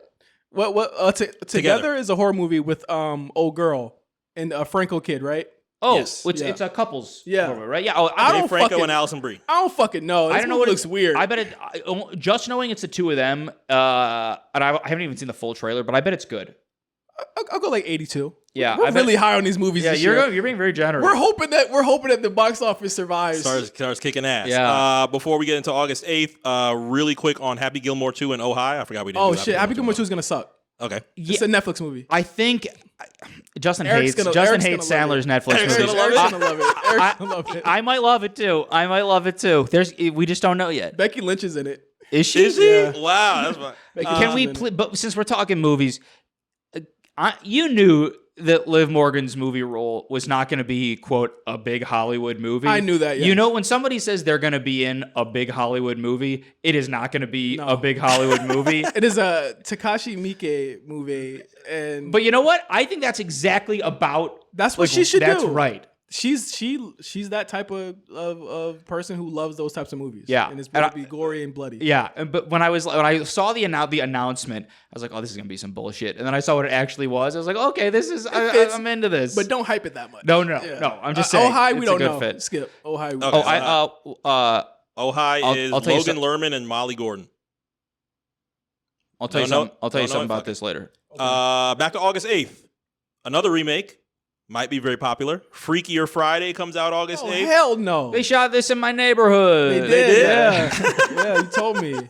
Along with Weapons on August 8th. Oh, Weapons, a movie that Jordan Peele tried to get for his production company. His manager failed to actually acquire the movie, and he fired his manager for This that. must be a good movie because to have established yourself as perhaps the preeminent, most desirable original content person with your last 3 movies, and then to fire your manager because you couldn't acquire somebody else's movie is crazy. It was supposed to be a Monkey Paw production, and it didn't happen. And Jordan Peele fired his, and he wanted this movie bad. Zach Kreger did Barbarian, sleeper hit of 2023. Well, I would say, at least for my filmmaking, one of the most influential movies. 1,000%.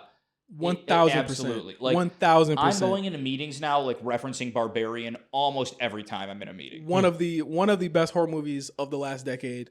Weapons trailer looks fucking nuts. Yeah. This movie looks great. Could be one of the top 5 of the year. I think this is going to be Sinners and this are probably going to be the top 2 grossing horror movies. Yeah. I mean, for me and you, like, the Weapons could be. Oh, like yeah. That's going to be it. Yo, 100%. That's going to be it. Like in the 3 to 1 range. I'm going to go 90.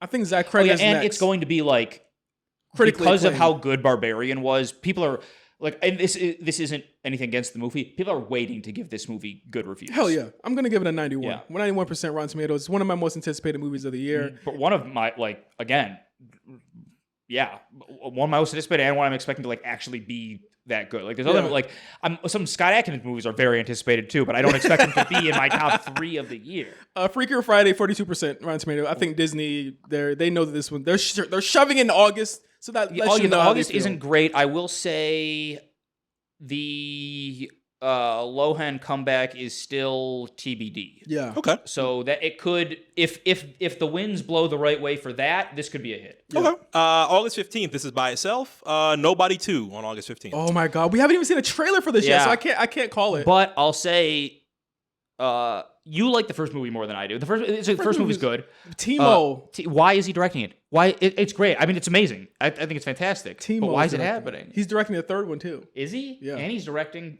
Beekeeper too. Yeah.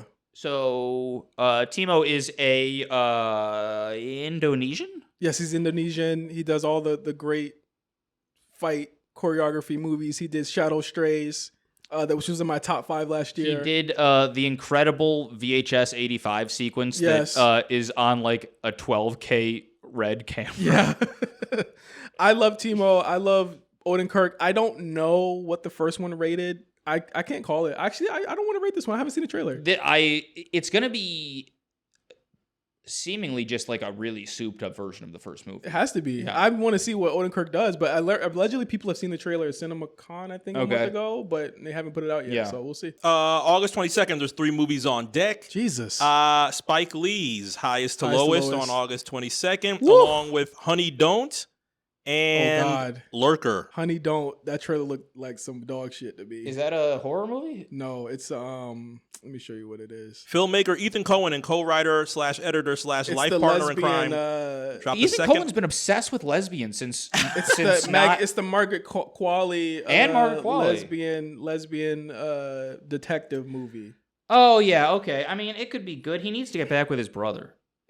He hasn't been doing well, so I'll go 50 with that. I don't think people kind of fucked with what was that movie called? It was from last year, wasn't it? Yeah. It wasn't Love Lies Bleeding. It was the other one. Oh God, I know what you're talking about.